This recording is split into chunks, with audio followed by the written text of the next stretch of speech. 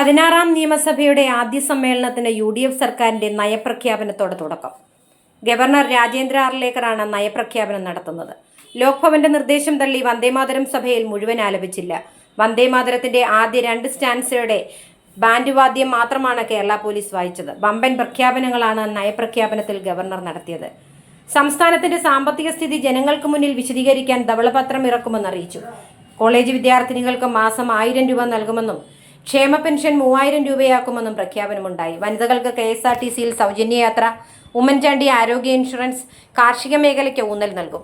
കേരളത്തെ തുറമുഖ ഹബ്ബായി മാറ്റുമെന്നും പ്രഖ്യാപനം. കൃഷി ചെയ്യാനുള്ള ചെലവുകൾ കുറയ്ക്കാൻ നടപടിയുണ്ടാകും. കാർഷിക മേഖലയിൽ യന്ത്രവൽക്കരണം വ്യാപകമാക്കും.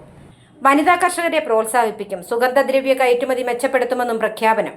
ഇതോടൊപ്പം വിദ്യാർത്ഥിനികൾക്ക് 3 ദിവസത്തെ ആർത്തവ അവധി നൽകുമെന്ന് അറിയിച്ചു. ഇതിനൊപ്പം സർക്കാർ സ്വകാര്യ മേഖലകളിൽ ജോലി ചെയ്യുന്ന സ്ത്രീകൾക്ക് 6 മാസത്തെ പ്രസവാവധി നിർബന്ധമാക്കുമെന്നും നയപ്രഖ്യാപനത്തിൽ പ്രഖ്യാപിച്ചു.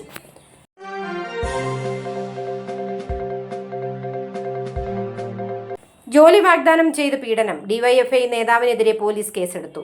പാലക്കാട് ശ്രീകൃഷ്ണപുരം ഗ്രാമപഞ്ചായത്ത് 13ാം വാർഡ് മെമ്പറും DYFI നേതാവുമായ C. സുജിത്തിനെതിരെയാണ് പോലീസ് കേസെടുത്തത്. ശ്രീകൃഷ്ണപുരം സ്വദേശിയായ യുവതിയുടെ പരാതിയിലാണ് നടപടി. ജോലി വാഗ്ദാനം ചെയ്ത് പലപ്പോഴായി പീഡിപ്പിക്കുകയായിരുന്നു എന്നാണ് യുവതി പരാതിയിൽ ആരോപിക്കുന്നത്. ഇയാൾ നിലവിൽ ഒളിവിലാണ്. പ്രതിക്കായി ശ്രീകൃഷ്ണപുരം പോലീസ് അന്വേഷണം ഊർജിതമാക്കി.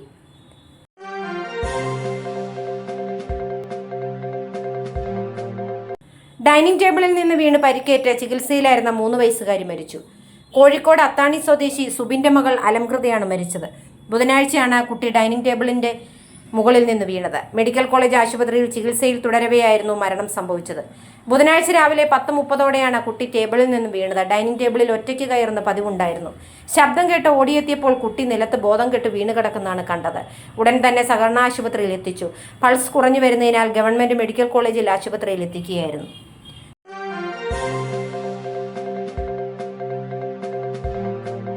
ചോദ്യം ചെയ്യലിന് വീണയെ ED വീണ്ടും വിളിപ്പിക്കും. ED ഡയറക്ടറേറ്റിന്റെ എൻഫോഴ്സ്മെന്റ് ഉദ്യോഗസ്ഥർ സുപ്രധാന തെളിവുകൾ ലഭിച്ചുവെന്ന വിവരം ലഭിച്ചിട്ടുണ്ട്. എൻഫോഴ്സ്മെന്റ് ഡയറക്ടറേറ്റിന്റെ അനുമതി ലഭിക്കുന്നതിന്റെ അടിസ്ഥാനത്തിൽ ചോദ്യം ചെയ്യാനായി വീണയെ വീണ്ടും വിളിപ്പിക്കുമെന്നാണ് റിപ്പോർട്ട്.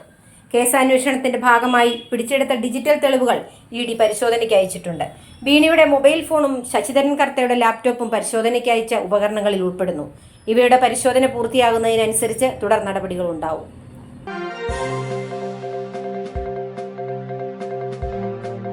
ചാലക്കുടിയിൽ പെട്രോൾ ഡീസൽ വിലവർധനയ്ക്കെതിരെ ബൈക്ക് കത്തിച്ച് DYFI പ്രവർത്തകരുടെ പ്രതിഷേധം.